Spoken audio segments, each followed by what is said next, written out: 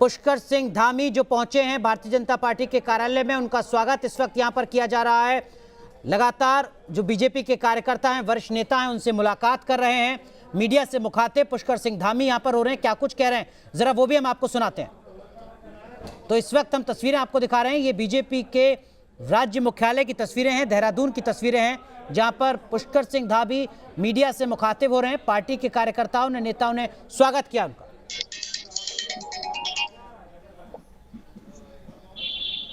से तो मैं शो पर हूँ, बताओ। मैं शो पर हूँ, जल्दी बताओ।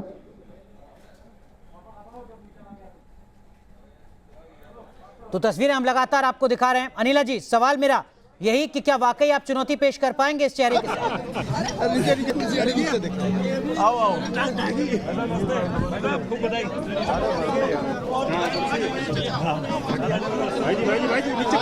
कुर्सी टूट गई।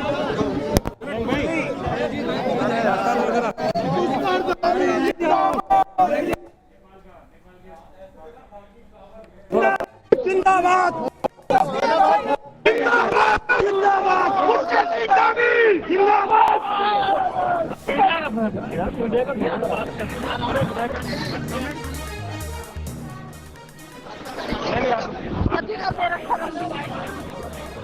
अनिला जी माफ कीजिएगा, आपको बीच में रोका। तस्वीरें लगातार देहरादून से सामने आ रही है, मेरे सवाल का जवाब।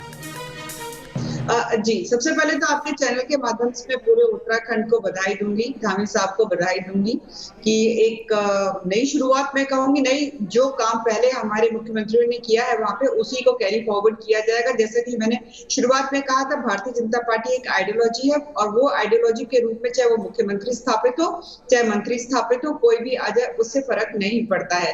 परंतु एक युवा चेहरा है, कर्मठ है, लगातार एक यूथ एनर्जी के साथ जिस तरीके से उन्होंने काम किया है, मुझे लगता है कि ये बहुत सुलझा हुआ और अच्छा फैसला, माफ करिएगा, अच्छा फैसला है। अच्छा, एक डिफेंस बैकग्राउंड के हैं तो एक जो डिफेंस बैकग्राउंड के होने के नाते एक जो डिसिप्लिन है और एक फौज के प्रति जो एक हम लोग भी जानते हैं, हम लोगों का सबका प्यार झुकाव रहता भी है। जी, अच्छी बात ये कि उत्तराखंड के हर तीसरे नेता की यही बैकग्राउंड है। जी, तो इसलिए हर तीसरे नेता को कंसिडर करना चाहिए, दूसरे को नहीं करना चाहिए और पहले को नहीं करना चाहिए। तो बहुत मुझे लगता है बहुत अच्छा फैसला लिया गया है and like I can convey all the best. जो आने वाले चुनावों में भी बहुत अच्छा रिजल्ट दिखाएंगे पूरी जो। लेकिन राधिका जी तो सीधे आप पर आरोप लगा रही हैं, वो कह रही हैं कि ये तो सिर्फ बंदरबाट है। देखिए, मैं कहना नहीं चाह रही थी, अभी आपने मोहाली का दृश्य दिखाया था आम आदमी पार्टी और कांग्रेस में भिड़ंत दिखाते हुए। इसी प्रकार से पंजाब में कैप्टन और सिद्धू पे भिड़ंत हो रही है। तो इनसे पूछ लीजिए पंजाब में क्या हो रहा है, महाराष्ट्र में क्या हो रहा है। और ये हमको ठगने की बात कहते हैं ना कि कांग्रेस, भारतीय जनता पार्टी जो है ठगने वाली पार्टी है। मैं तो कहती हूँ ऐसा कोई राज्य नहीं जिसको कांग्रेस ने ठगा नहीं। हमारे उत्तर प्रदेश में कानपुर में तो इनके नाम के लड्डू भी बिकते हैं, ठग्गू लड्डू वाला बड़ा फेमस है, ये कांग्रेस पे ही है ठगना। जैसा मैंने शुरुआत में बताया कि जिनके पूर्व अध्यक्षा जो है बेल पे बाहर घूम रहे हो, भ्रष्टाचार में रची बसी कांग्रेस पार्टी आज हमें पाठ पढ़ा रही है कि क्या अच्छा होता है, क्या बुरा होता है। इनसे पूछे कि इन्होंने क्यों बदला था, हरीश रावत जी को क्यों लेकर आए थे। एक को दूध की मक्खी में से निकालकर फेंक दिया था, दूसरे को चाशनी में बैठाया, वो भी भ्रष्टाचार। ठीक है, लेकिन राहुल देव सर, जो सवाल मैंने आपसे शुरुआत में पूछा था, उत्तराखंड को बने हुए लगभग 21 साल हुए हैं और पुष्कर सिंह धामी उत्तराखंड के 13वें मुख्यमंत्री होंगे। किसी थाने में बीट कांस्टेबल का कार्यकाल ज्यादा लंबा होता है उत्तराखंड के मुख्यमंत्री के मुकाबले। अनुराग, ये बहुत बड़ा सवाल है और मैं समझता हूँ कि इसका खामियाजा उत्तराखंड को ही भुगतना पड़ा है। आपने झारखंड का भी नाम लिया था, वहाँ भी हमने देखा कि कुल मिलाकर अंत में प्रदेश को ही नुकसान होता है। उत्तराखंड में भी ये जिसे हम खो-खो का खेल कहते हैं वो चल रहा है।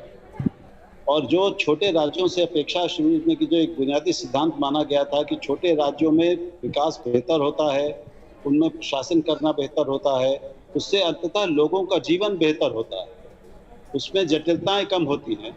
वो चीज़ झारखंड और उत्तराखंड दोनों ही प्रदेशों में सही सिद्ध नहीं हुई है जी।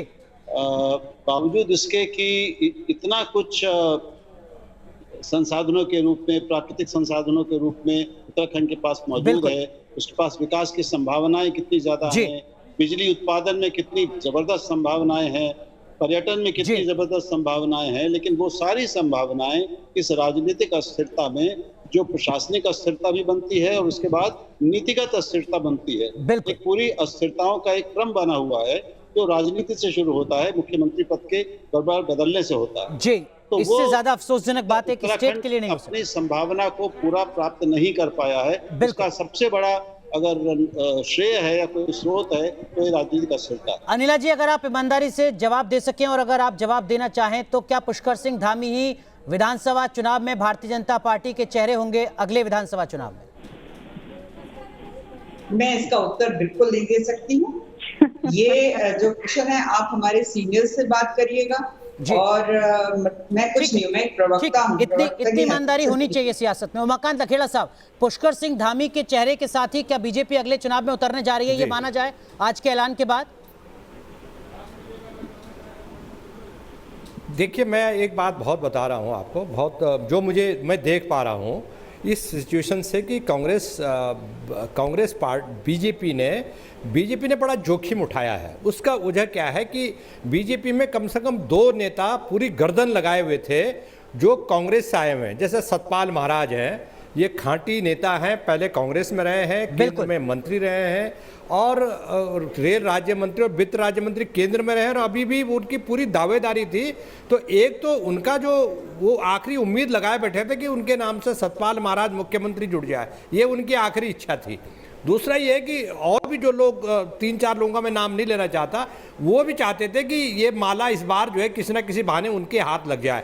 तो जो फैक्शन जो आदि भाजपा है उत्तराखंड की इस समय, जो मंत्री आधे लोग मंत्रिमंडल में पूर्व कांग्रेस सरकार के मंत्री हैं, आधा कांग्रेसी मंत्रिमंडल है इसमें। तो उनको क्या मौजूदा मुख्यमंत्री जो बहुत युवा हैं, 1975 की उनकी पैदाइश है, 46 साल उनकी उम्र है, तो क्या छोटी उम्र के जो तीसरी पीढ़ी के जो हैं वो मौजूद एड्रेस कर पाएंगे उस लिहाज से? पुष्कर सिंह धामी, तो क्या ये जो खुर्रांट नेता हैं क्या इनको वो उठा ले पाएंगे, उनका नेतृत्व दे पाएंगे? और दूसरी बात है कि जो कांग्रेस से जो कांग्रेसी मंत्री यहाँ बने हुए हैं, क्या उनकी पिछले दिनों की खबर है कि उनकी तो कांग्रेस में दोबारा बातचीत चल रही है। तो ये इससे कोई, मुझे नहीं लगता कि इससे भारतीय जनता पार्टी के अंदर जो गुटबाजी है उस गुटबाजी से कोई समाधान नहीं निकलने वाला। बिल्कुल गुटबाजी और बढ़ेगी इससे, मुझे ऐसा लग रहा है कि लेकिन राधिका खेड़ा, पुष्कर सिंह धामी के सामने कांग्रेस पार्टी की तरफ से हरीश रावत ही चेहरा होंगे, क्या आप कह सकती हैं इस बात को? कांग्रेस पार्टी में एक प्रक्रिया होती है और उस प्रक्रिया को फॉलो करने के बाद हमारा जो चेहरा होगा वो मीडिया के सामने ला दिया जाएगा और देश की जनता के सामने। ये तो सुविधाजनक बयान होता है राधिका खेड़ा, बीजेपी का भी और कांग्रेस का भी। ना बीजेपी में तो पता है जो हम चाहेंगे और आजकल तो जो मोदी जी चाहेंगे वो। मेरी पार्टी ने ठीक है, जो एक सामान्य से कार्यकर्ता को, एक पूर्व सैनिक के पुत्र को, जो कि एक सामान्य परिस्थितियों में पिथौरागढ़ के सीमांत जिले में मैं पैदा हुआ, कनाली छेना तहसील में, जो कि पहले की डीडीहाट तहसील होती थी, और खटीमा मेरा विधानसभा क्षेत्र है, मेरी कर्मभूमि है, मुझे सेवा का अवसर दिया है। मैं निश्चित रूप से अपने पार्टी के हाईकमान को, माननीय नरेंद्र मोदी जी को, माननीय गृह मंत्री जी को, हमारे राष्ट्रीय अध्यक्ष जी को, पूरे हमारे राष्ट्रीय नेतृत्व को और प्रदेश के नेतृत्व को पूरा करेंगे सर। देखिए, जो भी जनता के जो मुद्दे हैं उन मुद्दों पर हम लोग जो है लगातार सबका सहयोग लेकर, सब लोगों को लेकर काम करेंगे। जनता की सेवा। ये बताइए, समय में मिला है जब एक संवैधानिक संकट पैदा हुआ है, इससे 2 महीने पहले ही मुख्यमंत्री बदला गया है, कितनी बड़ी चुनौती है वापस चुनाव में जाकर पार्टी को जिता कर? देखिए, चुनौती भी है और निश्चित रूप से एक चुनौती, और चुनौती को हम स्वीकार करते हैं। सबका सहयोग लेकर हम जो है पार्टी को आगे बढ़ाने का काम करेंगे, जनता की सेवा करेंगे।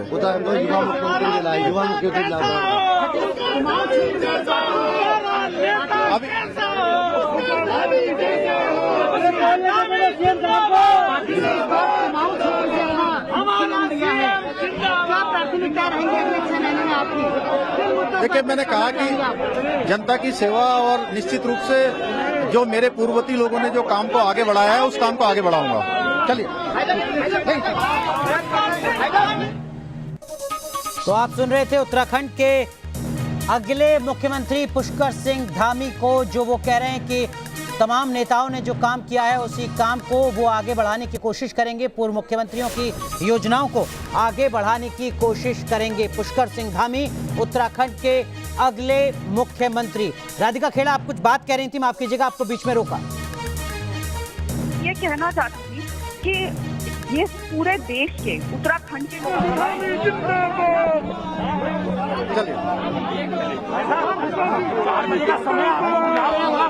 राजभवन के लिए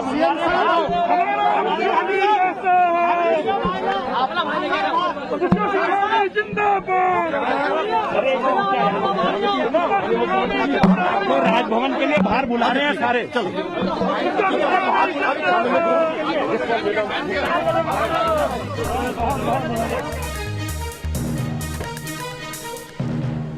तो आप सुन रहे थे उत्तराखंड के मुख्यमंत्री पुष्कर सिंह धामी को जो भरोसा दिला रहे हैं उत्तराखंड की जनता को कि पूर्व मुख्यमंत्रियों की जो तमाम योजनाएं हैं उन्हीं को आगे बढ़ाया जाएगा, किसी तरीके से कोई दिक्कत नहीं होगी। उत्तराखंड के इस राजनीतिक घटनाक्रम से जुड़ी बड़ी खबर लगातार न्यूज़ नेशन आप तक पहुंचाता रहेगा। हर अपडेट सबसे पहले। एक छोटा सा ब्रेक, तुरंत हाजिर होते हैं।